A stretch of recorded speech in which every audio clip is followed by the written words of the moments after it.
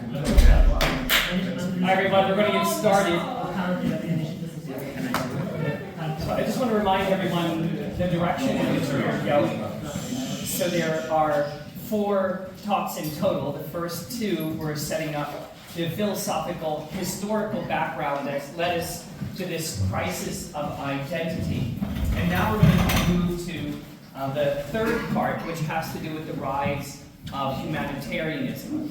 So that this will provide some definition as well as vocabulary for us when we get to the very last one, which will have the slide presentation, and we should be ending perfectly on time. Okay. So this paper I've entitled "The Religion of Our Age When Humanitarianism Triumphed Over Christianity." Well, let's start with asking ourselves, why is discipleship so hard today? Why, on the whole, are Christians so lukewarm?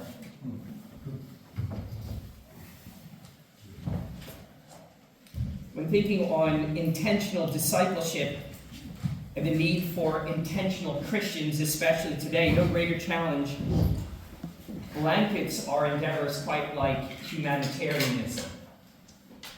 We're conversant with humanism, right? Humanist beliefs stress the potential value and goodness of human beings, emphasize common human needs, and seek only rational ways of solving human problems. And we're also likely to be familiar with humanitarian endeavors, which are concerns with seeking and promoting human welfare.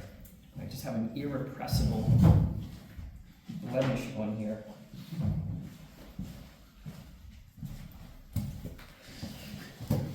Do you want a clean like this for the glasses?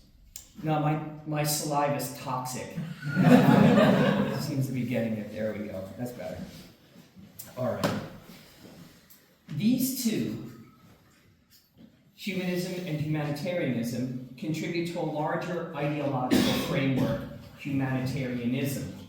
Humanitarianism has slipped under the church's radar because the church itself is innately involved in human endeavors and humanitarian care, right? And for the better part of a century, humanitarianism has grown under normalcy right under the nose of Christian thinkers today, and it still remains largely unknown and little discussed. But don't be mistaken, there is no greater challenge to Christianity and Western Christian culture, indeed to the gospel of justification and consequence sanctification, or to put it differently, intentional discipleship, than ideological humanitarianism. It is a greater threat than atheism. Atheism can be straightforwardly contradicted and countermanded, with, of course, with good arguments, evidence, and facts. It's a greater threat than Islam, because it has been the very ideals by which humanitarianism, the ideals of humanitarianism, that's opened the doors of immigration to Muslims in Western Europe, but also in North America. In fact, it's the cause of both. Intentional discipleship suffers from elites, the intelligentsia of today, blindly announcing the unification of humanity, which is escaping national loyalties and national identification.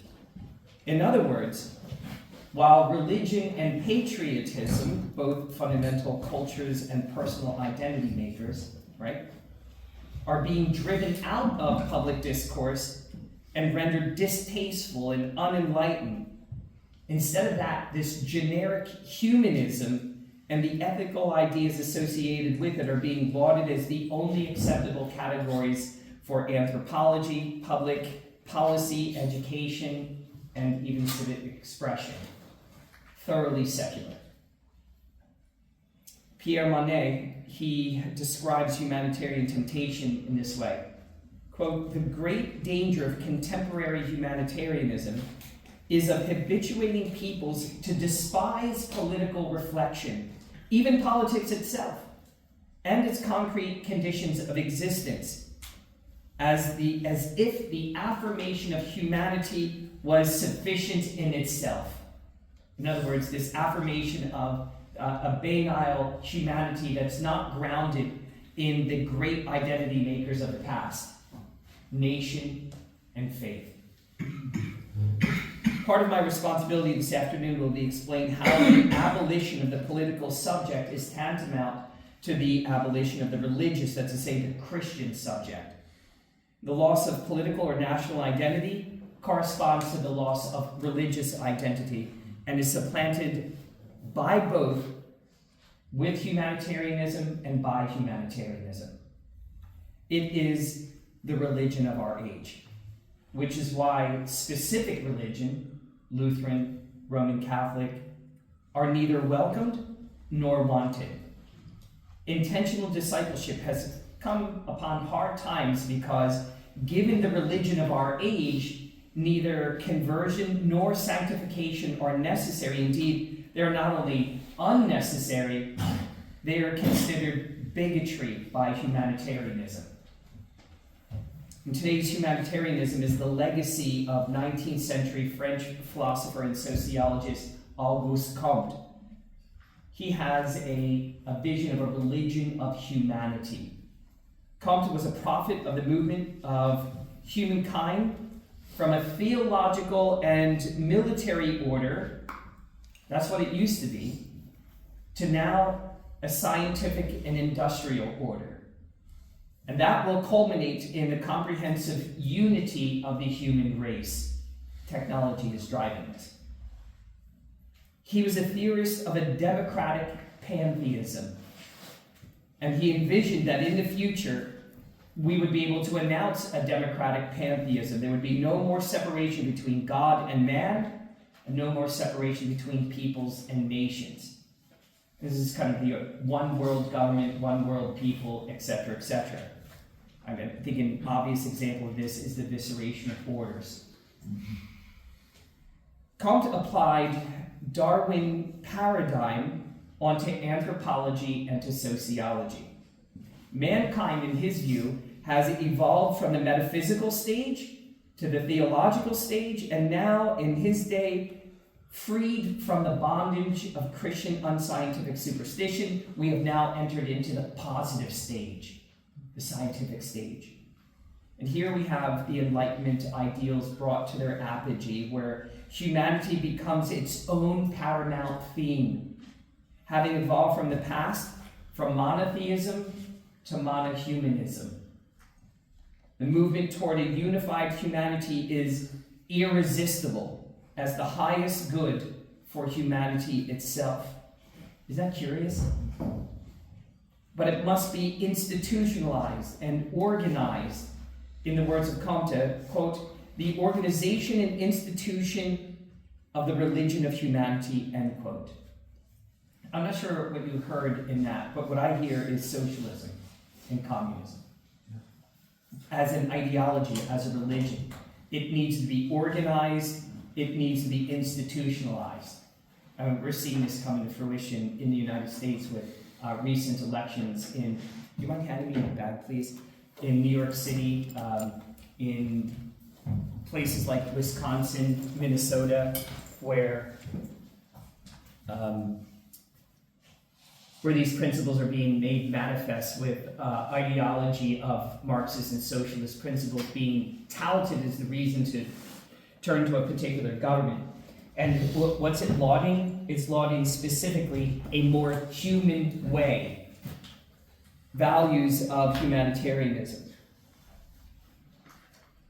Comte makes explicit the implicit fate of the late modern world to fill the vacuum left by the rejection of the one and only true and living God. Do you see that? What do we replace this with? We replace it with a religion of man, where you become passionate about humanity itself, equality, equity, diversity, inclusion. These are all religious terms in humanitarianism. Comte's thinking has been followed by our intellectual elites. They can only see human unity as the highest good, and the human will as the highest power.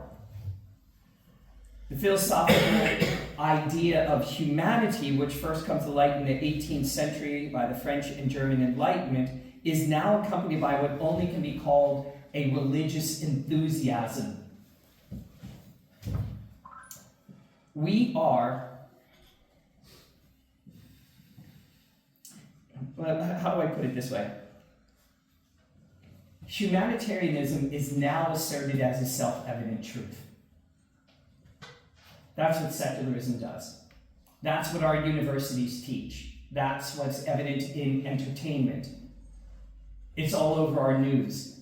Humanitarianism is self-evident truth, and it establishes the plausibility structure by which we engage, interpret, and understand reality, or at least we're told to do so. All who questioned it are met with sacred indignation when we start asserting things like the depravity of humanity, the necessity of salvation and regeneration, etc. Are you tracking with me on that? So let me just give you an idea of the sacred indignation. Sacred indignation for this religion, the religion of humanitarianism, yields holy war. We're seeing holy war in Minnesota, for example. What are the big issues there in Minnesota? Illegal immigration, the deporting of criminals who've committed further criminal acts from the country.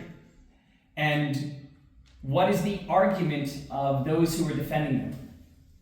This is inhumane. Inhumane. That's it. That is the only argument. It's not that, well, they have a legal right. They don't. That they're not criminals. They are.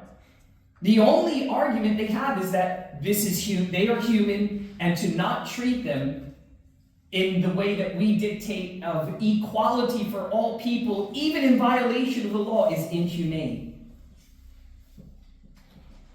Holy war. And the holy war is met with violence against, immigration and customs enforcement, ICE in the United States. How about climate? How about climate warriors? Literally engaged in violence and criminal acts, all to do what? Save the planet in order to save humanity. You see how this works? It has nothing to do with God. It has nothing to do with the soul. It's just humanity for humanity's sake. Nations, with their endorsed state religions, were seemingly discredited by 2 world wars of the 20th century, and as a result, Europe, Comte's avant-garde of humanity, sees unity where it only incompletely exists. So, the test case of Europe is famous. The failures of the ability to appreciate identity bound up with culture, heritage, and religion, which is also bound up with land. Are you tracking with me? In other words, there's something deeply political about the human identity. Do we just take away the borders of Latvia and Lithuania entirely, and Estonia, and just say, well, it's all just, it's artificial border anyway? Or do these borders matter? Does the language matter? Does the culture, the history, the heritage, which happens to be bound up with Christianity from the time that the Teutonic Knights got here in 1201 about? Does it matter? I want to hear from you. Of course. Yeah, of course it does. But we're being told by humanitarianism it doesn't matter. So is there a border check into Lithuania? No. None whatsoever. None whatsoever. Now, I appreciate that we're able to, traverse quite easily and that sort of thing. Well, wouldn't it help to have someone at least check to see who's coming in and coming out? Well, this is the problem we've had in the United States, to the point where the last administration had let estimates between 20 and 30 million people into the country. What does that do to the electorate or the electorate body? What does that do to what's considered American culture, values? And the same experience is happening in Finland, Norway, France. The entire culture, that which is French, is giving way to an entirely new culture today. Do we not see this? All in the name of what? Humanity. They have a right. What right? The human right. I'm just going to toss out a number. About 35 years ago, the sum total of human rights articulated by the United Nations was 30. 30 fundamental human rights that the United Nations defended. You know how many there are today? Over 1,300.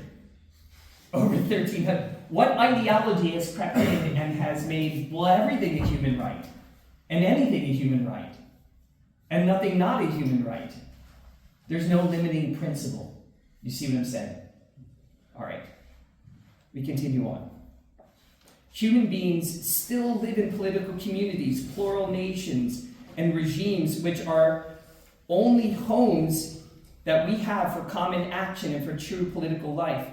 These communities, they mediate and they concretize, make concrete our sense of the universal, but are met by our contemporaries with what French political theorist Pierre Monet calls vigilant hostility. There's an antipathy against you as a Latvian, as a Finn, or myself as an American Lutheran. That sort of specificity is met with a hostility. Who are you? For instance, there is something to be said about a theology of the people. A theology of the people resulted in Vatican II and profound inconsistencies in Roman Catholicism with respect to who's saved and who's not. Has it not? What drove that? Humanitarianism did. Did you know that the Roman Catholic Church does not, will not, and cannot evangelize Jews? And that's as a result of the theology of the people, which has been pressured by humanitarianism. I mean, I don't know what they would have done with St. Paul, who went into every synagogue and was trying to convince them from the Holy Scriptures that Jesus is the Christ out of necessity. Well, they're going to be completely out of line with Holy Scripture and the history of the Christian church that way. That's Paul, not Peter. That's Peter church. Good point. We increasingly despise the mediation and the political expression of our humanity, or at least we're told we should so. I'm supposed to be embarrassed for being an American. I should be shamed that I have Donald Trump as my president. But he's not only my president, he's also my commander-in-chief. And I'm not ashamed of that. There are things of American, are ethically speaking, do I find certain things repugnant? To be sure. But as a patriot, as a nationalist, no. I'm all about the American first, foreign policy, as it were. Can't wait to live in Greenland. In truth, human beings experience common humanity only in the meeting of diverse culture and spiritual affirmations and propositions that arise from concrete human communities in which we live, specific and particular. What are our specific and particular concretized communities? Lutheran, Anglican, Roman Catholic, Orthodox, American, Latvian, German, Finnish. As those given to intentional discipleship, we see and feel these communities every day in our home, in our synods, our confession, our faith, our liturgy, our mass. Those things are specific, they are concrete, they are particular. And these things, deeply political though they be, they give us our culture. Our culture gives us our heritage, and our heritage yields our identity. Not the generic, but the specific. Being Lutheran and not just religious or spiritual, that actually matters. Being Latvian and not just European matters. But our intellectuals and opinion makers are prisoners of this invisible unity of the human race that only true believers of that totalizing religion can see. For them, that is the mystical union. The humanitarian temptation takes the form of intolerant and indignant religion of humanity, which excoriates all those who do not see humanity as an immediate reality, as a self-evident and concrete truth, the highest and most prized truth. In multiple ways, Auguste Comte remains the secret ruler of souls, the dean of our universities, and the grand lobbyist of our political policies. Comte was a theoretician of positivism. His atheism was thoroughgoing. The true positive spirit was aggressively anti-theological and anti-metaphysical. It regarded questions of why concerning the universe and existence as futile. And these characteristics abide today. True science is concerned with the study of invariable laws of phenomena. It's not concerned with first causes, first principles, and it does so in good post-Kantian fashion. It had no interest in explaining the formation of the universe or the origins of animal or human life. Merely, it just asserts them as a fact. Evolution. Here too, Darwinianism provides a convenient explanatory paradigm, serving as a de facto defeater to metaphysical or theological challenges. It established a thoroughgoing immanent framework. And what I mean by an immanent framework is this, that it articulates that we live in an immanent reality. That's I-M-M, immanent. That nothing comes into the box and nothing goes out of the box. There's a fixed lid on the universe. It is a closed universe. So in this closed universe, what is the highest intelligence? You. Yeah, humanity. Who decides what is important? Humanity does. And what humanity has decided is the highest importance pertains to the highest power in the universe. What is the greatest power in the universe? It is the human will. And therefore, the highest good is catering to the human will. May I ask? I will to live in the United States. Ergo, I have the human right to live in the United States. Why do you have a border? Why do you have border patrol? Why would you arrest them? Why would you deport them? To do so is to be utterly inhumane, anti-human. Do you see this ideology coming up? Yeah. I see humanitarianism everywhere. I see signs in people's yards like, everyone welcome here. I'd like to introduce them to like a rapist. Can this rapist sleep in your home tonight? Or this murderer, this thief, this liar, etc., etc. Of course they don't mean that. They've got some particular values, but this is the overriding value that trumps every other value, like what?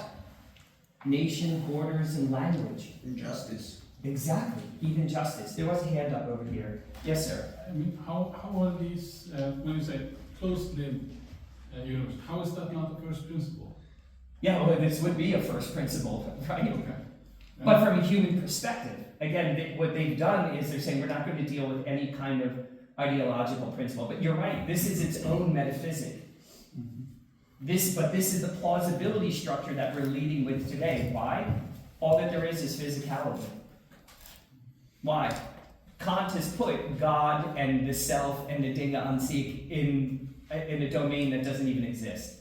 You see what I'm saying? Yeah. So if all there is physicality, then all that we have is this box, the box full of physical stuff, as it were. Yes? This is a sort of a checkmate argument, because if you try to refute it by showing that these are axioms, you get nowhere. That's exactly where we are today. I mean, we all know that the values that come along with it are borrowed capital from Judeo-Christianity. When you try to point that out to them, they'll just say, well, yeah, that's true. And the only reason we're borrowing is because it's pragmatic.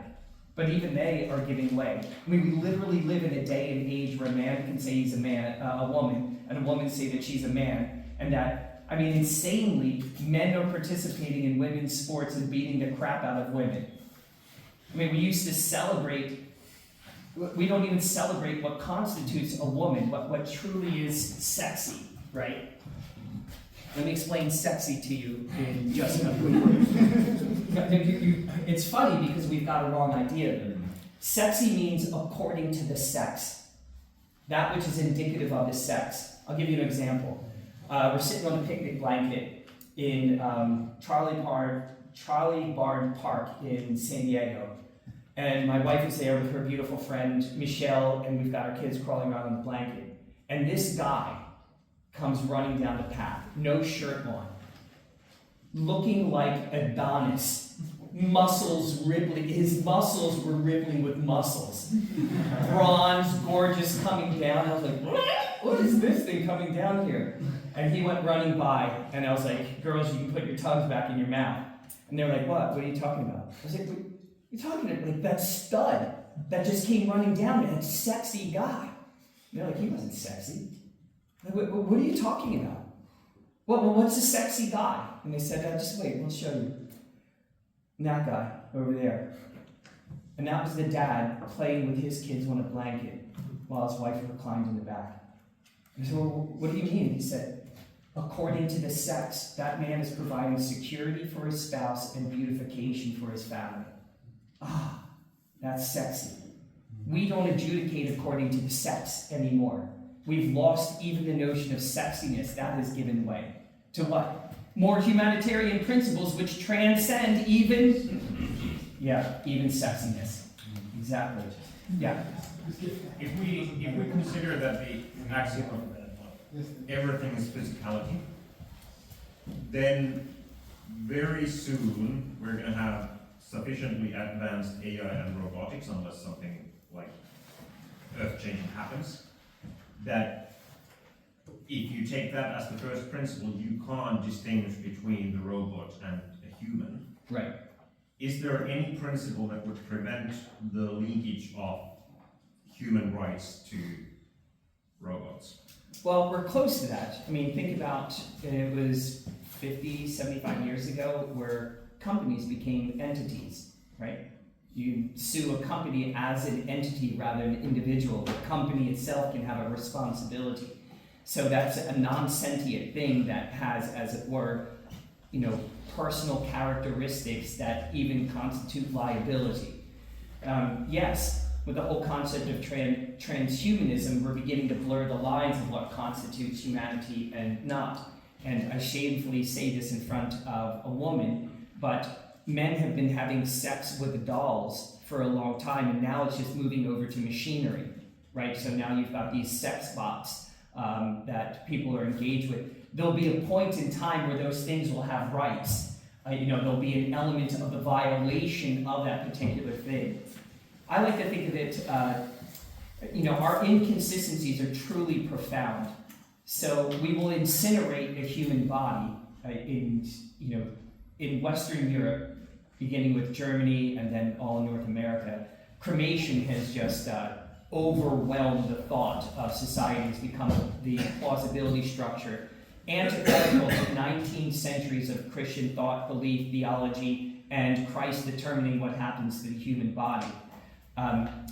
So you can take my spouse's body, attack it with fire, take the remaining bones, grind them up literally in a grinder, stuff it all into a plastic bag, and that's totally fine. But don't have sex with a corpse. And of course not. Why? Because it is the person. But then, for some reason, we give place with respect to economic theory to the human person, and so we destroy the person with fire and machinery. We process them basically in the same way that bodies were processed during the Holocaust. Do you see what I'm saying? The utter inconsistencies there. So, do I see a time where we'll be moving into kind of lawsuits and the rights and privileges of AI bots? Yeah, I think we're not probably far from that even now. Yes? Yeah, I'm just wondering, how do you see animal rights fitting into this? Well, we're already there. And in some respects, it kind of makes sense. So if I'm engaged in a combat with the police and I shoot a police dog, I've killed a police officer. And you will be prosecuted as if that dog, that canine, were a human being. Yeah, so this is part of that blurring of the lines, right? That now we've got generic humanity or generic life. What's the next generacy? We just invite in dogs and cats and stuff. I mean, people talk about having fur babies, right? We have people who are so delusional in their minds that they transition to being furries. Do you see what I'm saying? Instead of calling these things out for what they are. And this is the whole thing, again, if you're talking a generic humanity, then they have the right. If that is their will, then you have the responsibility to cater to that will, and then to assert it as a good. So it operates on this principle, I was going to bring it up later, and that is, what is natural is good. What is human is natural. Therefore, what is human is good, no matter what it is. Sodomy, having robot sex, being a furry, for crying out loud. I mean, just look at the age of consent, how it's been lowered. You know what the age of consent is in Scotland? 12. 12. Can you imagine like a 55-year-old man having intercourse with a 12-year-old? I mean, we're at the point of insanity. And what does that? You dehumanize humanity by giving way to a concept of generalized humanity. You see what I'm saying? That the specificity of being a child is even eviscerated. Okay. But we digress. This is an issue, this immanent framework. All of this is established by having an immanent framework to all things. In the spirit of ideology, Comte simply announces that these questions can no longer be asked, metaphysical and theological questions, questions of specificity. He imposes on reason a crippling self-limitation that prevents it from engaging in proper philosophical and theological reflection. And in this way, Comte remains the ruler of our souls and is one of the sources of the flaccid positivism that misses out of hand, or dismisses out of hand, those questions about truth and meaning that are at the core of our dignity as thinking human beings. This is why we get nowhere in our conversations with these people. There don't have to be any kind of consistency whatsoever. You default and win with a defeater by just appealing to the humanitarian impulse. You see what I'm saying? And do you need to be, they're out there, in the streets obstructing the rule of law. And they're doing so with acrimony and fully justified in doing so. Based upon what principle? The humanitarian impulse. And that's it. It's the trump card. And so you don't need justification. You don't need a sanctification when you are the promoter of what is truly good. And what is truly good? Humanity. That's it. It's the religion of our age. We see it everywhere. So is it improper for Latvian society to have recourse back to its pagan origins and to laud that equally, if not more so, during, what's that month you guys sing everything in June? Yeah. Is that okay? Yeah, of course so. Why? Totally relativistic principles. Because being Christian, religious, is no different than being pagan, religious. Humanity is such. These two questions. Yeah, aren't they, in effect, within their environment, they have abolished elections, because elections don't matter, because it's the humanity. It doesn't matter who won the election, it doesn't matter what is the law. Exactly. But the extraditing of Maduro from Venezuela, there were literally protests in the street. Why? It's human being. That's it. Okay, a little bit more.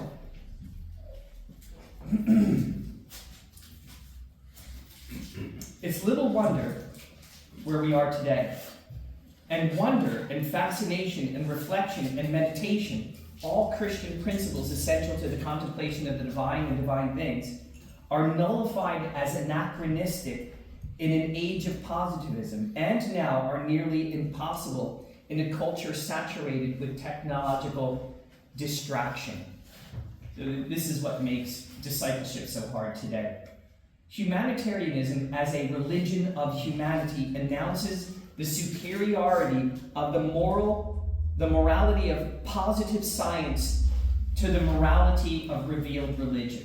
They just announce it. This is superior to Christianity, since it is substituted the love of humanity for the love of God. Adverse to all forms of theology and metaphysics and excluding all personal considerations, the new morality puts social feeling above self-love in relation to the created order and to the created other, the creating other. Humanity understands as the very best in human beings, that concept humanity becomes the grand end to be worshipped by limited, fallible human beings. And this is why there is no argument, and we really don't have conversation. Do you ever notice like the political discourse that you see today is just people yelling past each other? We literally don't have the same categories anymore. We've not only lost the vocabulary, we've lost the categories by which they would have been processed as well. They're operating in a completely different paradigm. This is what makes catechesis, it is of necessity, has to be prolonged and liturgical. It's about habituating people in a different way of life, experiencing the suffusing of this immanent frame here with an understanding that all of reality is enchanted. All of it is suffused with mystery. And not just one little space, but this again, teaching people thoroughly that their vocations, the various vocations, aren't just participating in something divine according to the word. That's true. But there's actually, we're engaged in entire spiritual warfare all the time that's being made manifest. The rejection of the metaphysical and theological collapses the universe and it stymies imagination. All there exists within the immanent framework. There's no transcendent, nothing transcendent. Comte and the intellectual as well as the political elites of today have forgotten what is highest in man finds its source in what is higher than humanity. Humanity cannot be its own apex. When one's own ideals ascend no higher than the self, then discipleship or being a learner of the other, specifically Jesus, becomes altogether irrelevant. It's just good enough. Stated differently, without deference to the beings, the forms, and limits that inform and elevate the human will and imagination, man risks becoming a monster to himself, enslaved by his own self-deification. Comte, for his part, admirably recognizes that people should defer to what is best and most meritorious in human beings. But we never get beyond that. Men are not gods. And that affirmation is the beginning of all wisdom, both secular and religious. And this needs to be, this need for the restraint of what once was a disciplinary society, contrasted by today's achievement society. So this is coming from Michel Foucault. Foucault noted that we lived in the past in a disciplinary society where we had hospitals and institutions and military bases. We had discipline.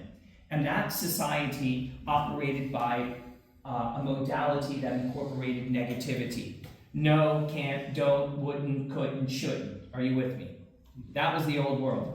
I know that old world. I've been in the military twice. U.S. Marine, now naval officer. A lot of negativity that comes in there. It's a defined world. It has boundaries, fences, borders. Are you clear? Today we live in an achievement society. And in that achievement society, it doesn't operate by modalities of negativity, but only positivity and affirmation. And too much positivity is a negative thing.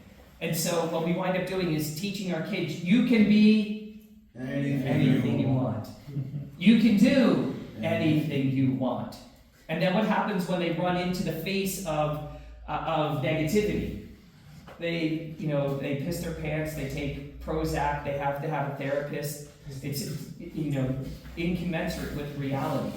And hence we have, at least in North America, I'm not sure in in Europe, but we have an entire society that is drug dependent now. And they're all on antidepressants. And it's a sad state of affairs. I never knew anyone on an antidepressant when I grew up. And now all the kids that I know are on antidepressants. What would happen? We slipped into a paradigm of radical affirmation with no negativity. David? I don't want to make light of, like actual clinical depression, but I just recall my mom literally punished me for being depressed. So she did not put up with that kind of stuff, and now that's taken over as like the norm. Yeah. And you can see how they turn out.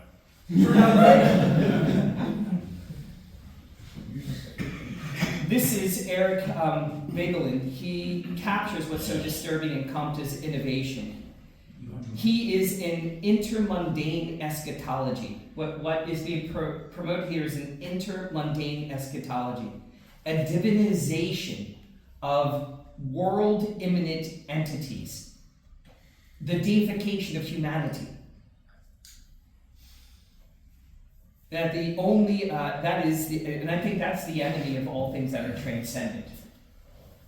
Nothing human or truly spiritual can arise from such an apocalypse of man. In other words, we have crushed man down to his size and left him only with himself and lauded that as the highest and noblest pursuit.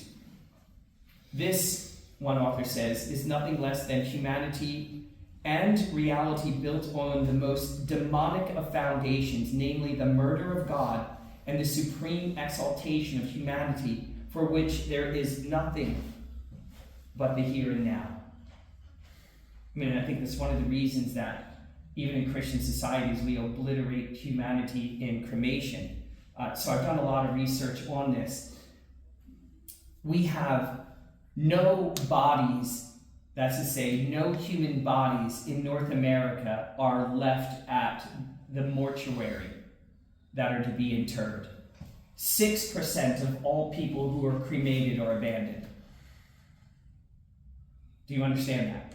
You cremate the human beings, you have them in a plastic bag, and no one comes to pick them up. 6% of them. Why? No, because why care? Yeah, it's not them. There's nothing there. And we've slipped into this kind of postmodern fantasy that's not grounded in reality. Why? Because we feel trapped in this. And so my Aunt Dorothy becomes a song. She becomes a breeze, a bird, flutter in my heart. Yes? I think this is an interesting contrast to the Finnish society during the Second World War, when fighting against the godless communists who would just leave their dead behind. The Finnish ideal was to bring even the dead soldiers back home to be buried. So that's quite a contrast to the plastic bag. A major contrast. Mm-hmm. Yes. Is in this kind of incineration actually common in America? Cremation? Yeah, cremation. Yeah, it's crept up to about 60%. 60% of the population is cremated, and it's predicated a number of lies. One is, the first one that is basically a Malthusian principle that there's no room to inter the dead, which of course is absurd. The other one is expense, so economic reasons factor in. But to inter a body, the cost differential today is between $350 and $450. That's the difference. That's marginal when the average cost in the United States is about $7,500 for a funeral. So you're only talking about a 5% difference, really, to inter a human being. And it can even be cheaper than that if you don't do embalming and you don't have a concrete sarcophagus. So it can be a comparatively inexpensive thing. But yes, I would love to do a series just on cremation. So I did this recently at my parish, and I think if I remember the numbers, we had 173 people present for that presentation. And we took a survey beforehand. And it was probably 2/3 were willing to cremate, 1/3 not. When it was over, no one wanted to cremate. And I had a line of the people who were writing their what we call an obit file, the hymns and the scriptures that they wanted for their funeral service and for their committal, right? Committal is where you put the body in the earth and such. It's a very important topic. And it's one that plays right into these Gnostic notions yeah. Okay, a little bit more here, and then this section is done.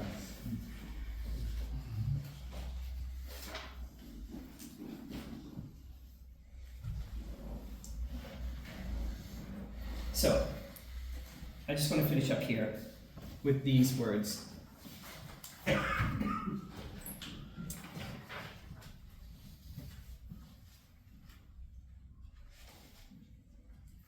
So we may smile at Comte today, but he has blanketed our reality with many of his secular religious presuppositions, none more so than the emphasis on human unity that thoughtlessly and resolutely leave the old negations and the old religion behind. Discipleship, even that of existing Christians, has been directly and adversely impacted. The great French political thinker, Raymond Aron, he provides crucial guidance for understanding Comte's and subsequent humanitarianism's desire to abolish the political realm of human existence. He puts it like this: Comte assumed that the positive era, the age of science, industrial society, and the religion of human unity would leave war behind once and for all. Europeans were the avant-garde of humanity, paving the way for the abolition of war and the full recognition of the human race. And because we save ourselves, there's no need for a gospel, no need for a specific religion. And likewise, the EU and UN, Brussels and New York, they displaced Jerusalem and Rome and Wittenberg. With the end of the Cold War, Europeans have proceeded as if they are indeed the harbingers of a post-political humanity that will leave borders and sovereignty behind. Europeans have been able to adhere to this quasi-Comtean religion of humanity largely because they continue to rely on the United States for military protection. In the clash of orthodoxies, President Trump has challenged this assumption precisely because of his own sentiments of nationalism and Christian association, even though it's by proxy of his wife. In the 1970s, in Aron's masterwork on Karl von Clausewitz, Aron himself calls A Farewell to Arms the great illusion, captivating the European mind and soul. I mean, we can see how all this has exploded with the war that's been taking place for the last 3.5 years in Ukraine, coming up on its 4th anniversary here. The specter of Comte is alive and well. The concern for the fundamental reorganization of European and now global society and the establishment of a unified human race, obliterating borders, has settled the ethical and ideological content of IB schools throughout Northern Hemisphere and is parroted at every non-parochial institution of higher learning and, of course, all government agencies save for the former Soviet bloc Eastern European countries and the current administration in the White House. So speaking that over against the idea of globalization. Just one more bit. Yes, sir? I just wanted to ask, so I think you've outlined very well ideologically, and what you got in just now was where I wanted to go. Okay. Because it's not just the ideological world, it's also the institutions of power and the humanitarian, like the former area of charity. Yes. We can't compete, especially in Europe, No. because the state owns those. Yes. They own That was all everything very about conscious. That was all purged from the church. And so my question, what I wanted to get to is, where do you see the Christian? Great question. I have a couple ideas. I've spent some time thinking about it. Yeah. I think what you said with suffering and death is to give meaning to suffering and death. They can't go there. I think that's one. I think the value of children and the womb. I think that's another one. And I think the institution of holy matrimony. Yes. Not marriage, but being distinguished from legal marriage, that which belongs to the church proper, namely a sacrament of holy matrimony. That's something that I think it creates a fundamental line of demarcation between what the church has to offer and the context in which children are reared as it were, citizens of the kingdom of God. So you've touched on really the only things that we can hold on to, that are bound up with the gospel, to be sure, and that is end of life. But the line of demarcation has been so blurred that we cremate ourselves to oblivion, just like the pagan world does. My son and I were in India, and we were down in the southernmost tip of India, and we were horrified by what we saw there. First of all, just the demonic activity was rife. You had Hindu practices, pouring the syrups all over themselves, and the deformity of human beings everywhere, just laid out and begging and neglected and such. And then we were told, oh no, you need to go up the beach a bit. And we did, and we took one of those, three-wheeled buggies up there, taxi. And we got out and we're like, what is this? What's all over us now? And it was a field of incinerating bodies where people were bringing in wagons and throwing their loved ones onto the pyres. And there were hundreds of them, and it was the ash of all this humanity descending upon us. And we were so, it was revolting. And as you travel through the countryside, you know who all the Christians are in India. How do you know? Sepulchres. And the sepulchres aren't in the ground, they're on top of the ground for everyone to see. This is what Christians do with their bodies. Not in the West. We light them on fire just like the Hindu pagans do. Just like the unbelieving atheists do. This line of demarcation is really, really important. Likewise with the yielding of marriage to the state. The church has to retain its understanding of matrimony.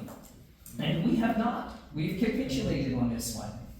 And it may have been convenient at the time of the Reformation when everyone was a Christian and all the magistrates were Christian. We're 500 years down the line, and at least in the United States, constitutionally speaking, we have redefined what is marriage according to the law.